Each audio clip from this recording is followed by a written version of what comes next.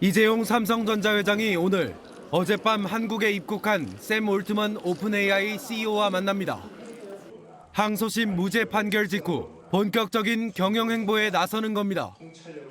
글로벌 AI 전쟁 속에 열리는 이번 회동에서 이 회장과 챗 GPT의 아버지로 불리는 샘 올트먼은 AI와 반도체 등 다양한 협력 방안을 모색할 것으로 보입니다. And I think Korea is one of the few countries in the world with a lot of the assets to make real progress there. So we're very excited to explore that. 특히 최근 딥시크가 보여준 중국발 AI 돌풍 속 회동이라 더욱 주목받고 있습니다. 삼성전자는 오픈 AI가 추진하는 자체 AI 칩에 삼성전자 반도체를 탑재하는 등 협업을 타진하고 오픈 AI는 투자 유치를 요청할 가능성이 큰 것으로 알려졌습니다. 이 회장은 지난 2021년 가석방된 직후 3년간 240조 원에 달하는 초대형 투자를 발표한 바 있는데 이번에도 깜짝 투자 계획을 검토하고 있다는 관측도 나옵니다. 그동안 멈춰섰던 삼성전자의 글로벌 경영이 급물살을 탈 것이란 전망이 나오는 가운데 이재용식 뉴 삼성 경영 구축에 재계 안팎의 관심이 집중되고 있습니다. 사법 족쇄 푼 이재용 뉴 삼성 드라이브다라는 겁니다. 어제 저희가 잠깐 일정으로 좀 소개를 해드렸었죠. 어제 이 이재용 삼성전자 회장에 대한 이 8년 전에 기소가 됐었던 제일모직 삼성물산 부당합병 그리고 삼성바이오로직스 관련한 회계부정 혐의 등등과 관련한 항소심에 있었는데 여기에서 2심에서도 무죄가 났다라는 겁니다. 1심에 이어 2심에서도 19개 혐의에 대해서 모두 무죄가 나오면서 사법 족쇄 풀었다라는 얘기가 나옵니다. 물론 상고심이 남아 있습니다. 다만 1심, 2심 모두 무죄가 나오면서 검찰의 기소 좀 무리했었던 거 아니냐라는 비판이 나오고 있는데 검찰이 과연 상고를 할 것이냐 여부도 사실 주목이 되고 있는 부분이죠. 사법 리스크 관련해서 이재용 회장이 사법 리스크를 좀 털었다라는 얘기가 나오긴 합니다만 다음 기사를 좀 볼까요? 조선일보입니다. 2심도 무죄, 삼성의 잃어버린 10년이다. 네.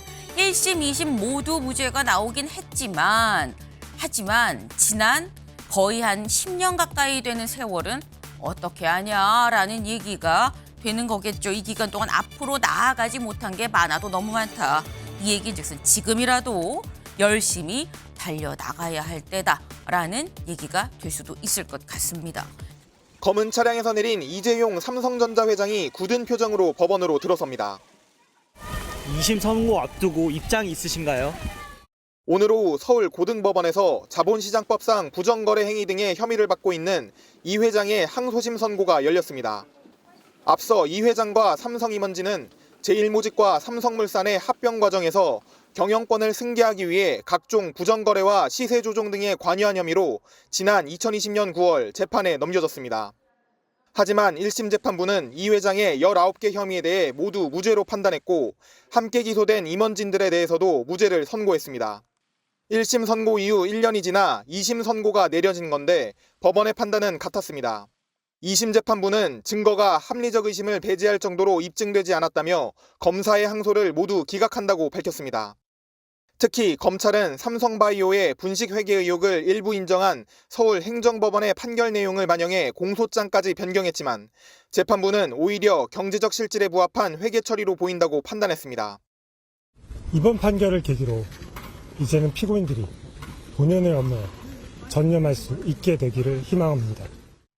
이번 판결로 삼성은 10년째 겪어왔었던 사법 리스크가 사실상 해소됐다는 평가가 나옵니다. 제일모직과 삼성물산의 부당합병 혐의 등으로 기소된 이재용 삼성전자 회장이 항소심 결심 공판에 출석했습니다. 항소심 앞두고 한 말씀 부탁드리겠습니다. 삼성의 위기란 지적이 있는데 어떻게 생각하세요?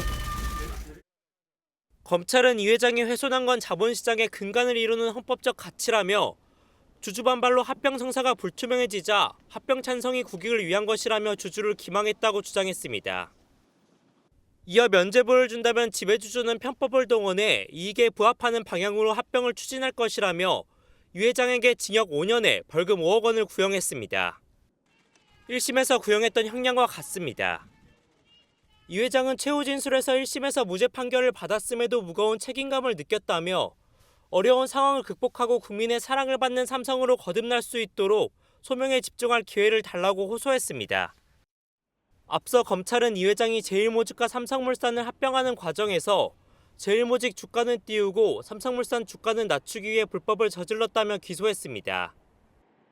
하지만 1심 재판부는 주주에게 손해를 끼쳤다고 인정할 만한 증거가 없다며 이 회장의 모든 혐의에 대해 무죄를 선고했습니다. 이 회장에 대한 항소심 선고는 내년 2월에 이뤄질 예정입니다.